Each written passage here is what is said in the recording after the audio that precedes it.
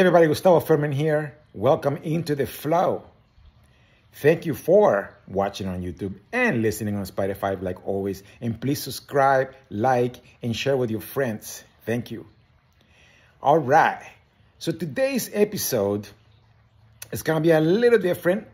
I'm not going to be the host of Into the Flow, but my good friend, musician, actor, poet, Carlos Joe Costa is the host, and he's gonna interview me. We're gonna have a good conversation about how did I get inspired to create my whole career, Latin funk dance. How did I create it? What happened? How did it go?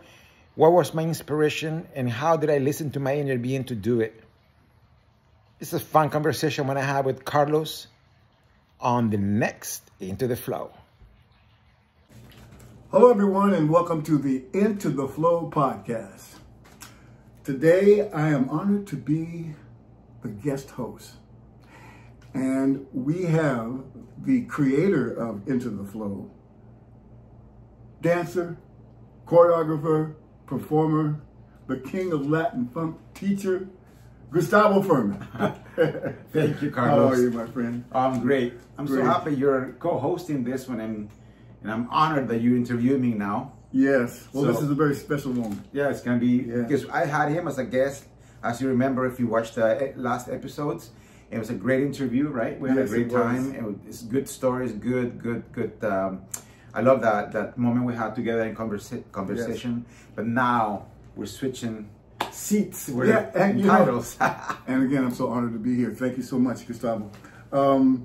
We've been friends for years. We've performed together. We've done so much. I want to talk a little bit about your journey, how it pretty much all began in terms of dancing. Now, I believe it started in Calgary. Is that right? Yeah. Well, you know, Calgary was a place where I really found myself, me as a performer and an artist, you know. And it all started because I went to see a show called the Grandstand Show, which is the part of the Calgary Stampede. If you guys don't know, Calgary has a big, very popular rodeo and stampede, right? And this is very well known, world known. And I went to see a show, which is the Grandstand Show, which is after the rodeo. They have the rodeo, which is, you know, the chuck wagon races and all that. And after that, there's a stage there already, but they bring the backdrop of the stage with wheels. Okay. So after the rodeo, they there's a multitude of people watching the show, and they bring this backdrop with wheels and everything, and then all of a sudden it looks like a Broadway stage, right, you know. Right. And they have a live band. They have almost like I would say orchestra on the top, and they have like different floors. So the orchestra is live on the top, and then they have the stage and different stages everywhere. So it's a great mobile production. Yeah. And so they set it up, and it becomes now the Grandstand Show, which is the greatest show on earth. Wow. That's the title of it, the greatest show. And the Young Canadians is the actual dance group, singers, actors, and dancers that are the main focus of the show, the Young Canadians. Wow, great. And so I went to see the show with my parents. I was just like maybe a year into Calgary, and then I went to see the show in the summer. It's an outdoor show, of course. And I'm sitting there, and I'm seeing everybody dancing, and I'm like, I'm going to be in that show. I didn't even say I want to be in the show. I said, because I saw myself dancing on that stage. Wow, that's you, man. That's you. And I said, I'm in that show already. Like I felt I was in the show already. Oh, man. And so that's the exciting thing about that when we talk about spirituality and law of attraction and everything else we're talking about, and feeling that goosebump, because I feel really excited about it. Then I went home, and then within a week I saw an ad on the paper that said looking for auditioning dancers, singer dancers for the Grandstand Show coming up for the next year, right? And I'm like, wow! I just saw that. I went for the audition right away. I got in right away. Wow. Like I came back home and I was like, I'm in. So that was within a week of me seeing that show. live. I saw the show, and then within a week I was already part of the group. And you knew the, I think the son to the founder of the show? No, I met the son of the founder of the show there. Yes, yeah. Okay. Yeah, so that was how I kind of, Calgary became my school. Calgary, Alberta, like became my school of the arts. Because in that Young Canadians, they teach you, you know, you do dance, all types of these different dance styles. Yes. And then I did some acting as well, and singing, and choir singing, yes, as well as solo work, and we do musicals, stage musicals, and we used to do dinner theaters. Oh, outside of the outside of the grandstand show. So it's ongoing, man. Yeah, so it's like a whole year program, right? Okay. And it's actually all paid by the it's all paid for. Like I didn't have to pay for anything. Oh, okay. You know what I mean? It was wonderful. Like a scholarship. Yeah. There you got your training. And then when did you get together with the Dance with France? Is it Dance with France? Yeah. So after doing the Young Canadians, like I did that 2 years. Oh, okay. And then after the Young Canadians, I was doing a dinner show where our teachers let us choreograph different numbers. Oh, nice. So it was called Our Own Thing. Okay. So it's like we came up with our own choreography, and we performed it in front of an audience. And then in that audience, the director of Dance with France, which was a very popular dance group back then as well. Okay. The director of Dance with France, her name is France Gardner. She was in the audience, and she saw me dancing and singing and everything. And she came to me after the show, and she's like, "You're awesome. I love you. Like, can you come and dance with us? With Dance with France?" And I'm like, "Sure." Yeah. They saw the quality of your dance. Yeah, and it's funny because I brought 4 of my friends from Young Canadians. There were 4 guys. I formed a group that it was called the what was it called? It was the Fantastic Four or something, something funny like that. I can't remember, that was so long ago. But it was a funny name like that. Like like Rhythm 5 or something. Oh, nice. Kind of like that. I can't remember. And it was 4 guys and me, right? And we started doing shows. And I said, "Hey, can I bring my dance group with me? I have a all guys dance group." Oh, and she's I didn't know that. And France said sure. And so all of us went and danced with the group, Dance with France, and did few shows with them. And then the guys left, and I stayed with her. Okay. And now Dance with France was it training and performing as a dance troupe with Dance with France? Yeah, Dance with France was also like a school for me. Oh, yeah. Because I learned so much from France, the director. She was like my mentor. And I watched how she worked and everything. And so we took classes. We took classes, and also I started to learn to teach dance classes. Great. Right? So I would be a sub. When somebody would be sick or something, I would sub the class. And then I started learning about choreography and learning how to choreograph. And what style was she? Was she like modern, or was she jazz, or a little bit of a combination? Or what kind? That was like I would say jazz with funk, hip hop. Wow. And then I know where this is going. Yeah. And then I brought the Latin style that I had from dancing Latin, because in Young Canadians I learned to do some Latin dancing, combination with jazz and hip hop, and also 2-step and some ballroom style. But it's funny because I'm Latino. He's from El Salvador. Yeah, El Salvador, Central America. You got it in your blood, man. But also it's funny because when I was a kid, I would listen to all English music, right? Yeah. And disco and Michael Jackson. Michael Jackson, the Earth, Wind and Fire. Yeah. Stevie Wonder, like a lot of Motown stuff. Yeah, and the Jackson sister too. You said you liked her too. Janet Jackson. Janet Jackson too. Yeah. So that was my influence, was all that in English and everything.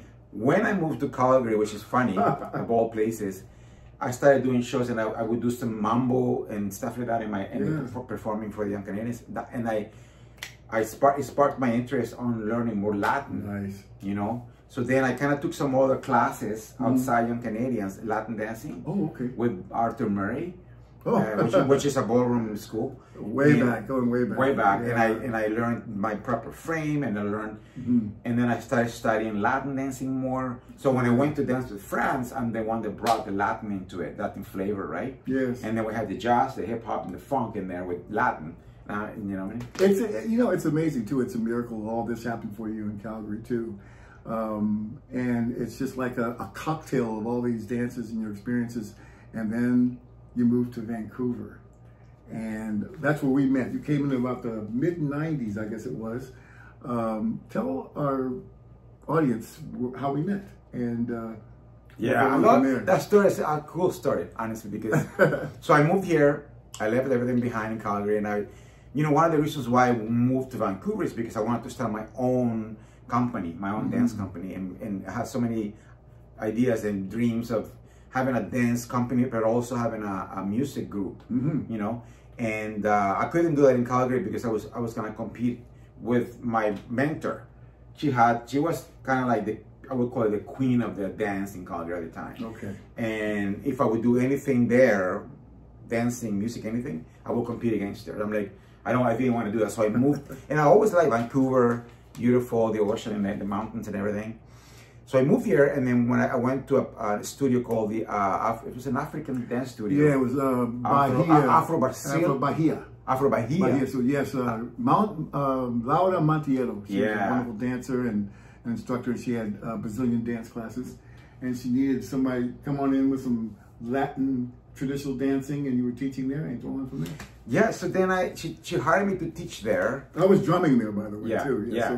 So she hired me to teach there Latin dancing, and then she's also wanted to do a African Brazilian type of show. Yes, right? Exactly. And then she auditioned dancers and musicians. Yes, and I auditioned, and of course I got in. And then for the first rehearsal, we all met. The cast of this show we met.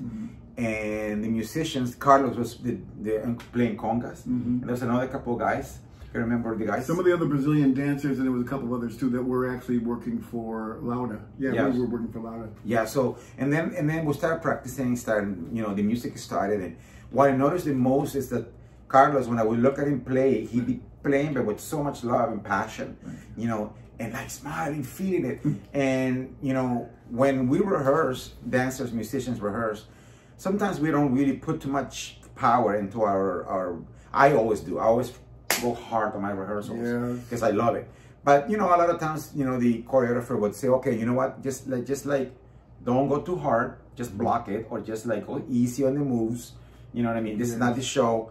And musicians sometimes they just kind of play the music. They don't really go that hard. But then Carlos was like me, like the same inspiration. And he's like, just playing it like it was the real show. Because I'm a performer. Dancing. We're performers. I think we had that in common. And then my dancing was like brings it all out. Right. So I'm dancing like I'm real dancing for a show. So I looked at him like, I like that guy. I want to work with him. That's right. And so after the rehearsal, I say, hey, my name is this. We introduced ourselves, and I said I have this idea of like creating a music group. May I step in? He said, I want to do Latin funk dance. Do you know what that is? And I thought, Latin funk, I know Latin funk music.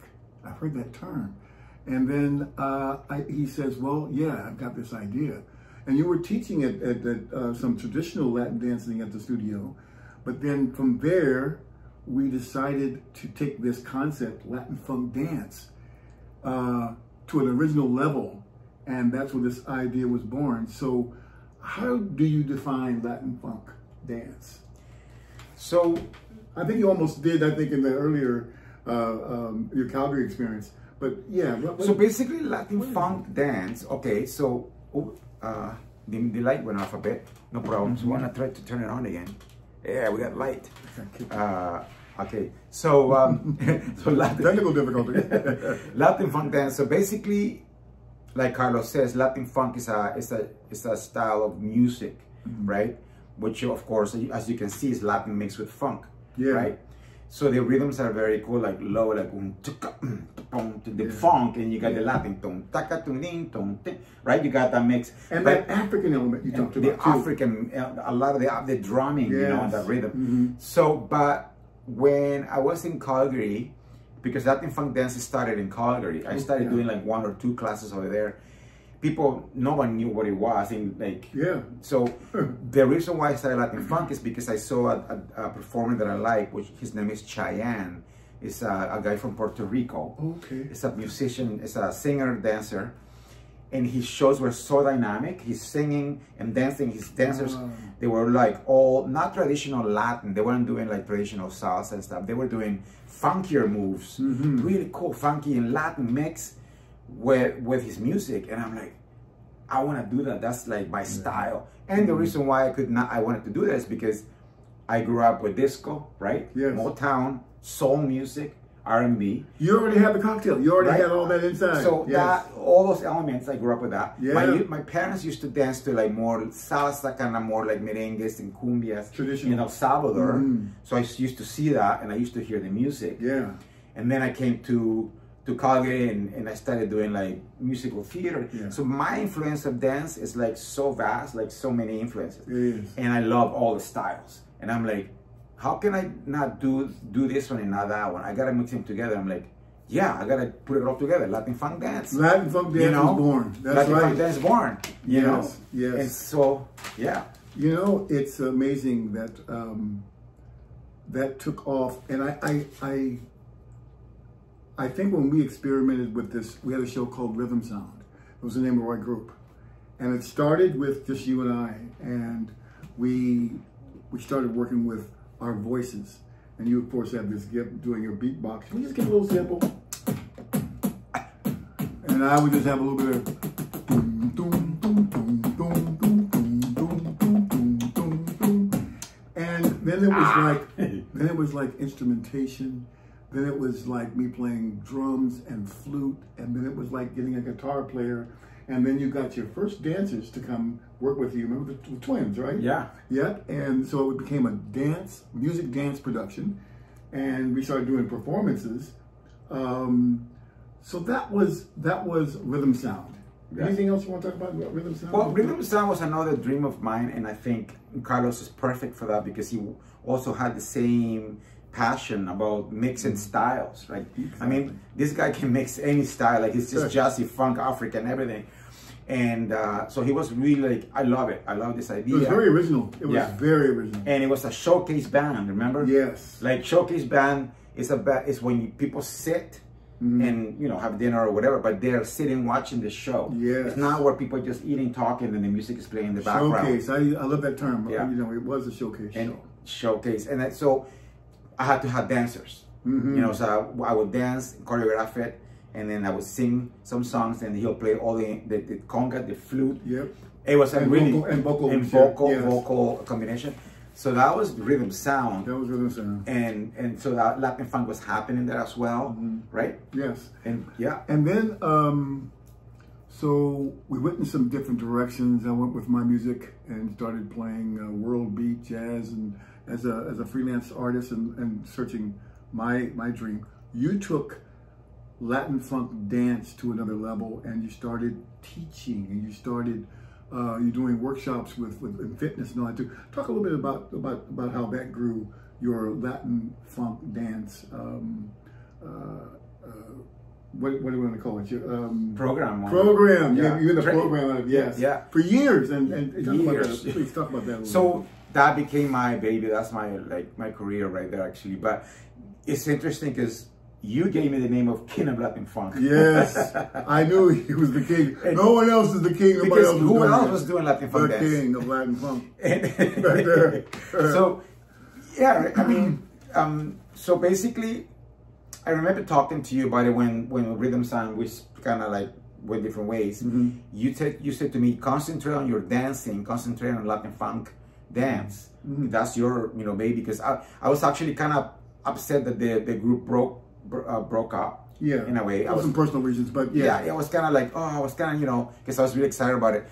But then he said, hey, keep going with the Latin Funk dance. You're awesome. Keep doing that. And we'll reconnect one day. So and then so I'm like, yeah, so I decided, you know what, I'm going to create this dance program that mixes about 6 or 7 Latin styles, right? So you got salsa, mambo, cumbia, cha-cha-cha, merengue, rumba, bachata, awesome Latin style with funk and jazz. And you were teaching it. Yeah. So I worked on the program, dance program, yes. you know. I worked on it. I said, okay, I'm going to teach this way, do that way. I'm going to show this move.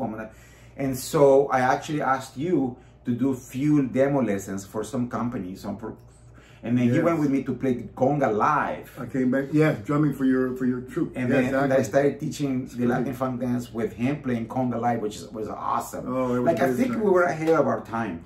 I think so too. Yes, Like yes. we were, like, honestly, now people are doing it all the time and everything. Yeah. But at the time, no one was. It was doing very innovative, and I think we went for it, and we said, let's just stay original. Yeah. And let's just keep creating, and it evolved into a wonderful experience. And so then basically I created a program, and I started offering a lot of free classes. Like I didn't get paid for the classes, so they can see what Latin funk dance was, and they're like, yeah, we love it. And they start hiring me for classes.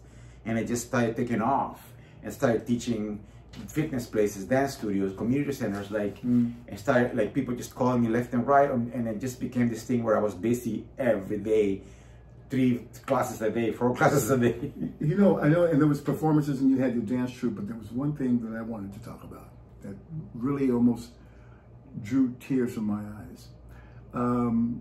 Interactive dance, using that whole Latin funk experience. So he would have these workshops.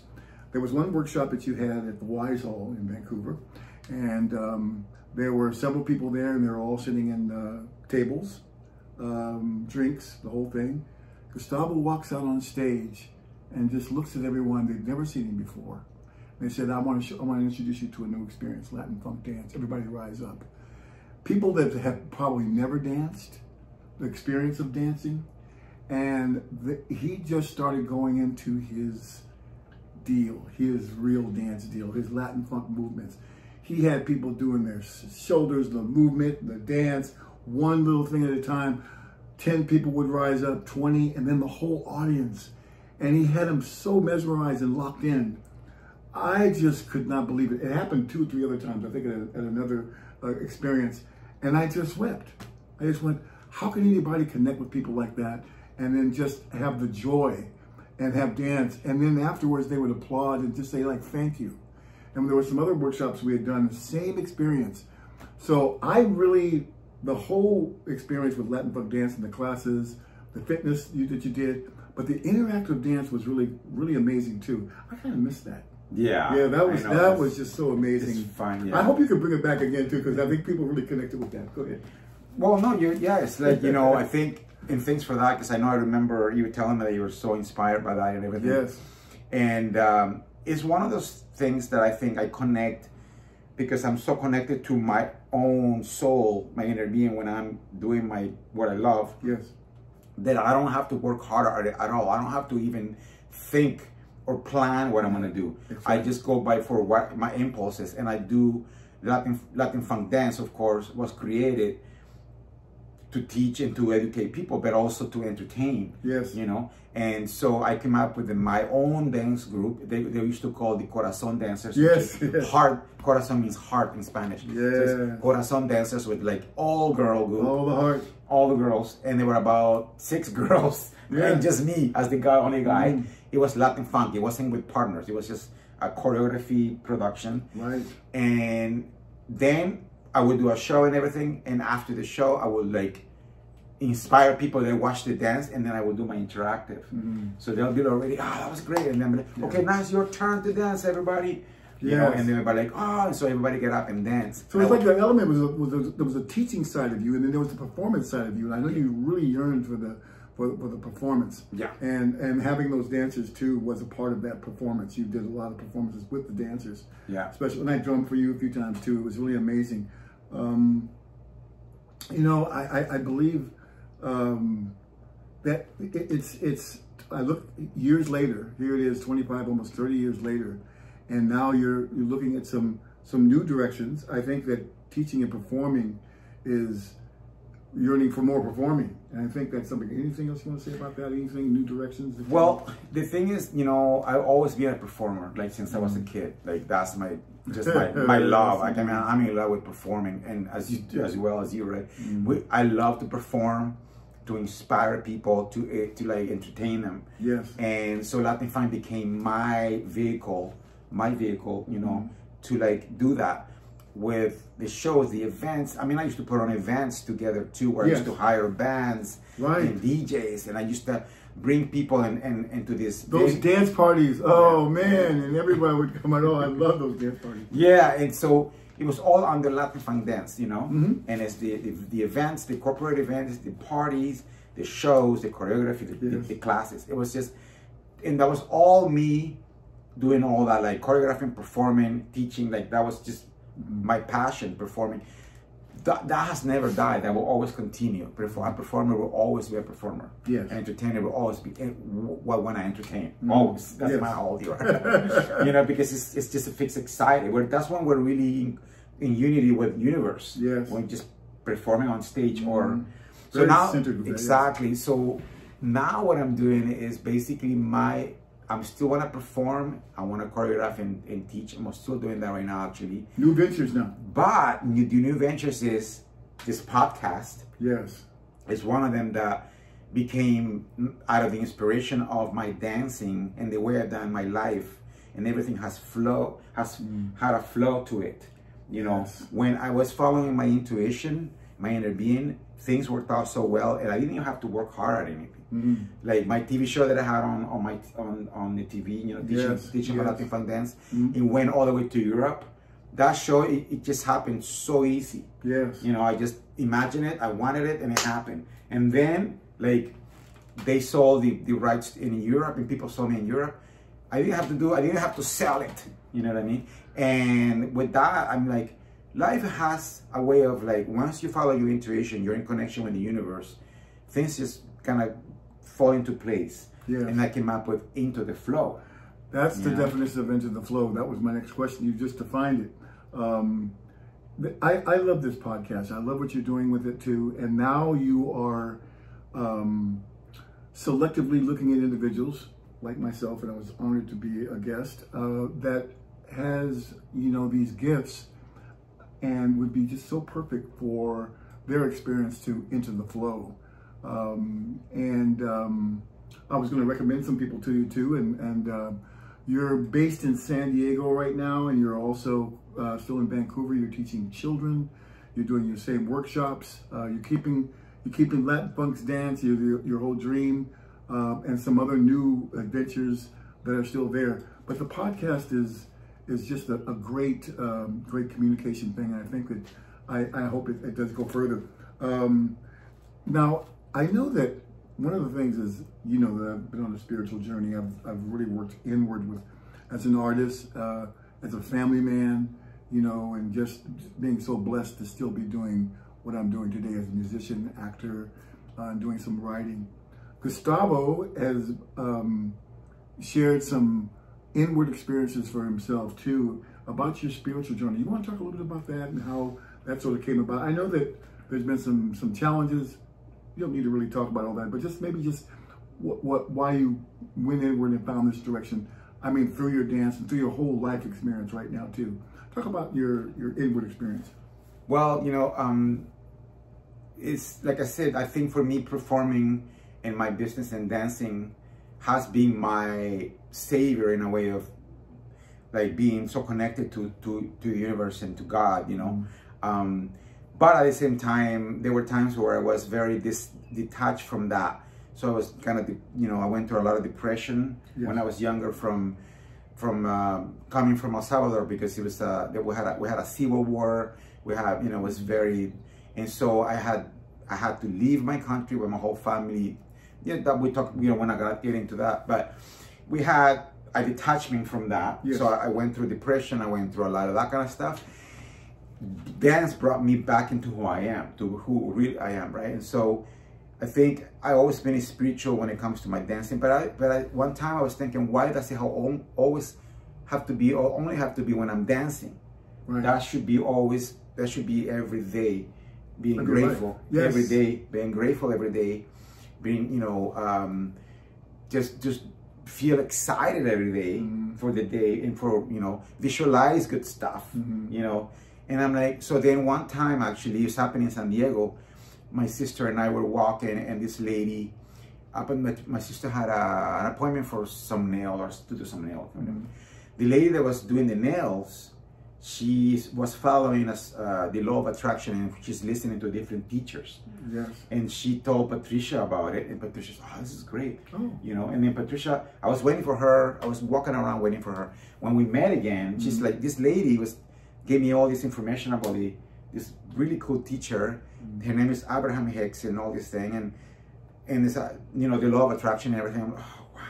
I started reading it, and that resonated with me so much. So that told me, it's like, this is what I've been looking for. This is who I've been. This is who I am when I dance. You know, but I'm not that when I'm not dancing. I want to be that all the time. So I started studying that, you know, spirituality, law of attraction, energy, vibration, meditation, breathing. I started studying all that, and I've done it for the last, I would say, 5-6 years. I've been studying that, listening to different teachers and coaches, and that's been a part of your awakening. I think that's my awakening, and you know, that's how it started. But the awakening keeps happening. I think I'm even better now than I was a year ago. I've learned more. A year ago, I went through some things, so that kind of woke me up into another level of my growth. Exactly. You know what I mean? So I think, and we're constantly growing. We're constantly growing. So I could have you can have an awakening moment, change, and then fall back to whatever again, and then come back another time and go, oh, I had another experience. I'm even more awake now. I'm learning even more. So that's what I've been going through. We talked about in my interview with you, we talked about change, and how change is good and change is about growth. And we talked about teachers and how so many people could be our teachers. Your sister could be a teacher. My daughter, my granddaughters could be teachers, because we can listen to people, and if we don't listen to them, you know, we might be missing something too. But then we take what does resonate inside to us too. So you're my teacher, you know, I'm my own teacher. We have so many teachers, and it's okay to say that. And it's, you know, because we're constantly learning, and I believe that that's been your journey. And you know, we can have more conversations about this too. I know that because it's been something that's been just resonating for me for years, and both as artists too. We both had this real strong support system for each other.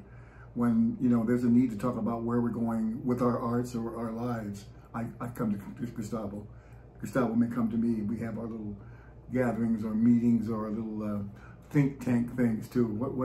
It's all about what's next, which leads to the next question. What is next for you, man? What is, you know? Conquer the world! Conquer the world! We don't want to do that. That's what Trump's trying to do. We no. Okay.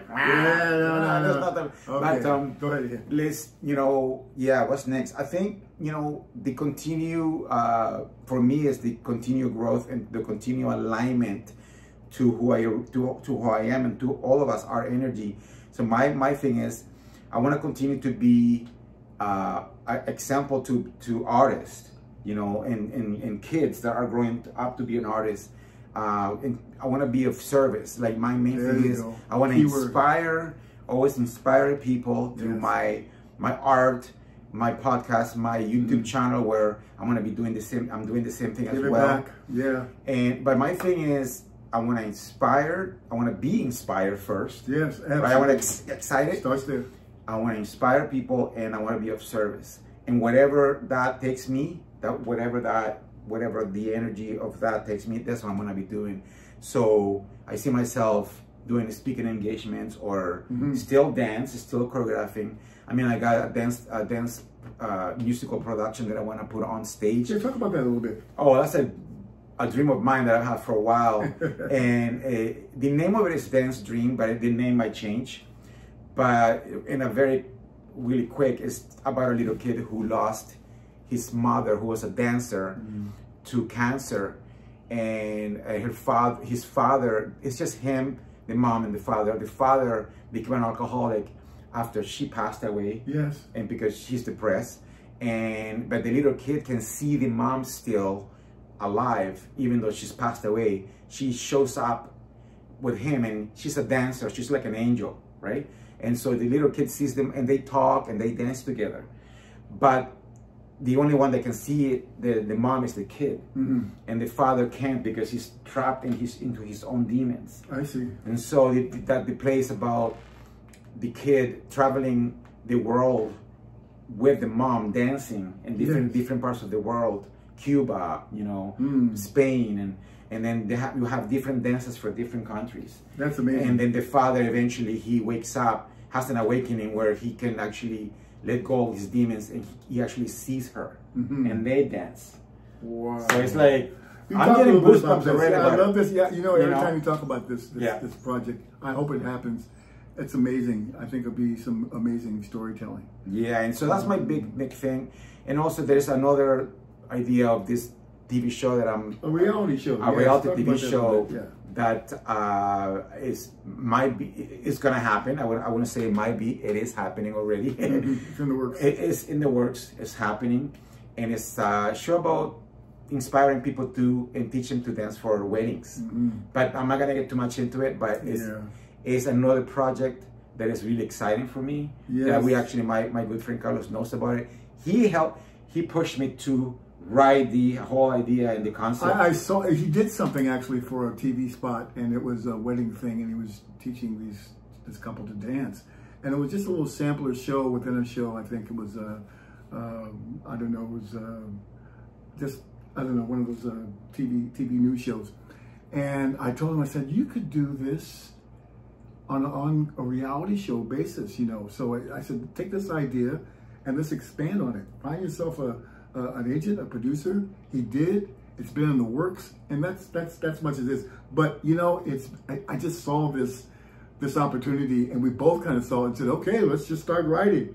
And I hope it happens. Well, takes time. Takes time to nurture. It takes time to nurture, and you gotta keep on watering the plant. That's right. But you know, you need friends like Carlos and to help you create and to keep going. Because sometimes you might feel, oh man, I can't do this anymore. I may not see what he's, you know, I see something maybe he may not see, and then vice versa. Yeah. So that's kind of how and of course, Uno, which is a one-man show. Yeah. That's still in the works. Yeah. I did a rehearsal show for that. It was great. And Carlos helped me with it, of course. And Uno is the name of it, but it might change again. But it's just the story of my life. Yes. And it's through storytelling and dancing. That's another project that still is gonna happen. You never stop. You gotta keep planning into it. Plan into it and get excited about stuff. And like I said, don't go backwards. Always keep going forward. You know what I mean? We talked about that. That's it. And that's also the whole concept of into the flow, because it flows forward. Yeah, it keeps flowing forward. Once you lose the excitement, and then the flow is, you know. If the excitement is there, you know, an inspiration, excitement, the flow keeps going. Yes. You know, and then we still got to work at it. We still got to do our things, but it's easier than hard work. You know what I mean? Yes. Gustavo, it has been a pleasure, and it's been, again, an honor to be your guest host. This is a wonderful show. I know that there's more shows to come. You have an amazing story. You have an amazing life. You have an amazing family who I know too, and say hi to them too, down in San Diego. Much love to them. And all those surrounding you. You're surrounded by so much love around you, and there's so much more success going forward. Thank you again for this opportunity. And I want to say this together with you, and we'll look in the camera. And so you have to stay into the flow. Thanks so much, Carlos. I appreciate it, man. I love you. Love you. Right. Thanks, guys. Keep watching Into the Flow. Thank you, guys. There you go. Thanks again.